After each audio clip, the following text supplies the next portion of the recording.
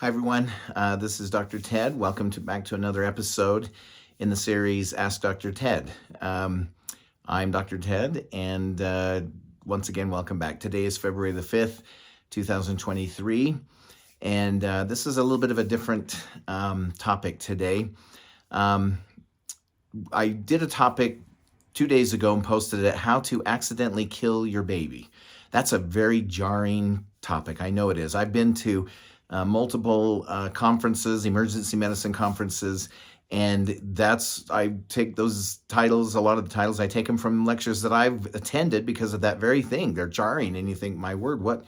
You need to know that. How would you certainly wouldn't intentionally harm your child or kill your child, but what could you do or not know or possibly accidentally do that could harm your child or even kill your child? And so I thought that was a way to get people to tune in. You're looking, everybody's on their phones looking for a million different things. You got to do something to catch people's attention. That's where that topic came from. I got that idea from an emergency medicine conference a few years back, and it was wonderful. They give these great insights that you just wouldn't think of just on your own. So that's why I picked that topic. Then as I posted it and got thinking about it, I thought, wait a minute.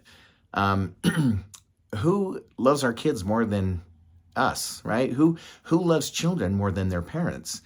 And we all know what parenthood is. It's one long, big, lifelong guilt trip. From the minute you get information or you're going to have a baby until either you or they leave this earth, you start worrying. And everything bad happens, we blame ourselves. I think good people do that. We tend to think anything bad that happens is our fault. And when something good happens, we tend to think it was something else or someone else. Rarely do we take credit for the good things fully. And so started thinking about it. I need to do a follow-up one on a certain topic that I've seen a number of these. Working in the emergency department, you see these. These don't go to the clinic, maybe in urgent care, but they certainly don't last very long in the urgent care. They go right to the emergency department. And the topic is SIDS, S-I-D-S, or Sudden Infant Death Syndrome. And before we start on that, though, I want to tell you a little story. You're starting to get to know me a little bit better. I'm not hiding anything. You can see I'm just giving information that I've learned over the years. I want to help you with anxiety and answer questions, save you some time and money. So anyway, when I was in sixth grade, you know how we used to go to the school and they'd have your names posted on the school in a little paper. We didn't have computers. You just typed everything out, and you'd see who the teacher was, and then you'd look in there, and next thing you want to see who your teacher is, and are your friends in there, right? So your best friend. So we went to the school in the summer between my 5th and 6th grades, and I went to Orchard Elementary School in Bountiful, Utah. And I'll never forget, starting 6th grade. Yeah, we've been waiting for 6th grade. This is our kings of the school this year. I was so excited. And I looked on there, and the unbelievable happened. I was going to be in Mr. Miller's class. And anybody that ever went to Orchard Elementary, you'll know who Mr. Miller is. Mr. Miller. His name was William or Bill Miller, but trust me, we didn't call him Bill. We called him Mr. Miller.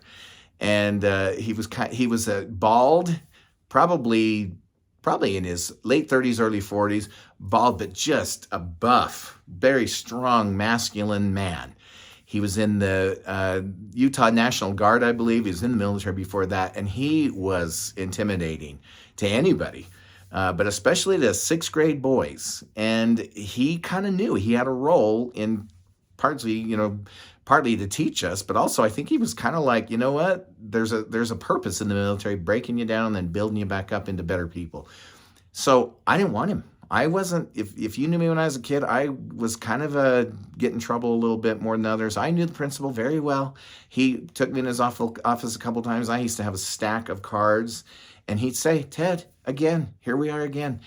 And I was always in trouble. So I wasn't a mean kid. I was just stupid, just did dumb things. Anyway, so I told my mom and dad, I can't have Mr. Miller. So my mom and dad, this is how great parents are. My mom went down to the school principal and said, "Listen, he is petrified. He's scared to death of Mr. Miller." We can't have Mr. Miller teach him. He won't go to school. He may not do very well. He's not the greatest student anyway. And so the principal was very wise. I love this guy. I'll never forget what he did for me. He said, well, you're right. We can change him to another class, but I think maybe Mr. Miller is exactly what Ted needs. And so my mom came back and said, well, this is what the principal said. And I'm like, Mom, you failed. So anyway, long story short, I went to Mr. Miller's class. And one of the things Mr. Miller did is he wanted us to learn all these things about the human body. First thing we started with was all the bones in the human body. And you know what, my friends? That's where I learned that I love the human body and how it works and all the things that can happen to it. And I just like knowing how that all worked. I seem to have a knack for that. And it all started with Mr. Miller. So that's how it started. And my dream was to be a doctor since 6th grade, Mr. Miller. So my whole life, I was told people I was going to be a pediatrician. And I remember people saying to me, do you even know what a pediatrician is? I'm like, well, yes, if I want to be a pediatrician, I know what they are. And anyway, went to med school, did all the things, 5 years at the University of Utah, 4 years of college at George Washington University, right down the street from the White House. It was awesome. I loved it. Loved every minute of it, learning about these things. And then you become a doctor. And let me tell you, being a doctor, if you've always wanted to be a doctor, it's the greatest. Your dreams come true. It is the highest of highs, but it can also be the lowest of lows. It is a blessing and a curse to be a person that takes care of people. Nurses know what I'm talking about. Doctors know what I'm talking about. Nurse practitioners, physician assistants, pharmacists, therapists, physical therapists, speech therapists, occupational, all of us. We all care about people. We wouldn't be in this business if we didn't care about people. Now, let me skip forward to a Sunday. This is many years back in a rural town in Utah. I was working a Sunday in the ER. I had just got to work. My shift started at 8 o'clock. There was nobody there. Sunday mornings typically can be quiet. Don't always quote me on that one, but there was nobody there. In a small rural town, it was slow. And I was just talking with the nurses. I hadn't seen them in a week or two. You do shift work, so when you're off, you're off. When you're on, you're on. I got there at 8 o'clock, nothing. For half an hour, we're just talking. It was good to see everybody. Hey, good to see you. How's that going? And all of a sudden, I'm telling you, the scariest thing in an emergency department is not an ambulance coming in. It's a minivan comes screeching in to where the ambulance should be driving. And we all know what that means. They're so scared they didn't even call an ambulance. They didn't even take the time. And in comes this mom running with her child. I will never forget the look on her face and the dad right behind her. You don't park the van, you both run in. And they have this little baby, not even a year old, not even a few months old, just brand new. And this baby was dead. The baby was dead. And it was clear. I mean, and there's some things as a doctor, as anybody that takes care of people for a living knows, doctors, nurses, we all have those people. You will never forget them. There's certain things that are just seared into your memory. And one of those things was this little child. And they came in, and trust me, it was a case of sudden infant death syndrome. And you know what the scariest word in all those words is? Infant. Right? Death, certainly. Sudden, that's just, nobody likes that word. But infant. This is, every parent knows, your kids are your hopes and your dreams. Your kids are what you would give your life without even thinking you'd give your life for your kids. And to see this little family running in with this little child, and you are the person they're handing their little precious life to you and saying, please, can you help them? And with sudden infant death syndrome, they're dead. They come in, there is nothing you can do. You can tell as soon as you see them, just the color, the temperature. It didn't happen just a few moments ago. I guess there's all cases, but this one clearly had happened too long ago that there's no way that you would have noticed this. And anyway, you do everything you can. Trust me, we work on them. We try everything. It was quiet. There was nothing else to do. We worked for probably 45 minutes to an hour. There's nothing you can do. And we knew it, but you still go through the checklist. And there's just nothing you can do. I'll never forget the sounds. I'll never forget the sights. We shed tears. The nurses, me, the therapists, the parents, everybody. It's just, It's one of those curses. I mean, there's great things being a doctor. There's horrible things being a doctor or a nurse or anything else. And that's just one. I won't tell you any other cases. And so after I gave this talk or this little presentation on how you can accidentally kill your children, I'm thinking, well, wait a minute. There's some parents out there that had absolutely nothing to do. And they're going to think, what if I miss something? That's why I'm doing this one. Sudden infant death syndrome. I've seen it. I've seen a number of these. I just told you one. There. Let me just tell you, first of all, SIDS, sudden infant death syndrome. What is it? What causes it? Some things that we are learning about it. So first of all, sudden infant death syndrome. Let me just read to you. I just went on the internet, just Google this. This is honestly what you'll find on anybody that really talks about sudden infant death syndrome, SIDS. This is what we find. If they really know what they're talking about. What are the 3 causes of SIDS? The first one, brain defects. Some infants are born with problems that make them more likely to die of SIDS. Low birth weight or a respiratory infection, and sometimes some infections don't show any signs or any symptoms. There is absolutely no way you could know that. As far as the brain defects, they're learning. Again, we don't know anything. Anybody that says, oh, we know all about sudden infant death, no, they don't. We know there's certain things that make it, maybe that decrease your chances of getting it, like putting a baby on its back to sleep, not on its stomach. But 1 or 2 of the cases I saw, the baby was on its back. One is don't smoke when you're pregnant. Don't smoke with a newborn in the house. But all the families I had, none of them smoked, and it happened. On and on the list goes. You can Google it, and you'll see all kinds of lists of different things. There is no cause. We don't know. Birth defects.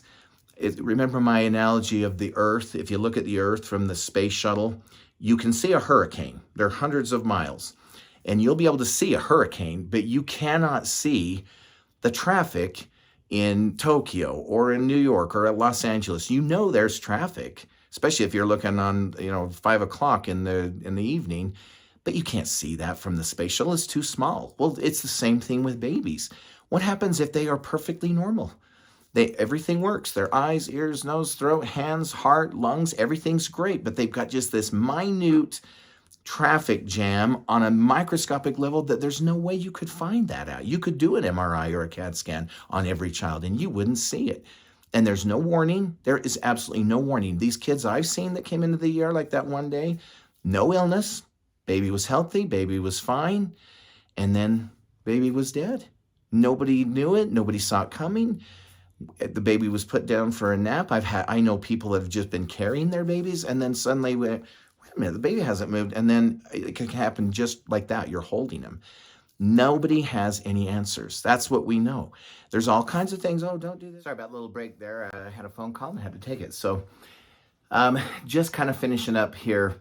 So the whole thing that's so worrisome and so hard about sudden infant death syndrome is that we have all kinds of knowledge from studies that they've done that if you do this and do this and do this, it decreases your chances.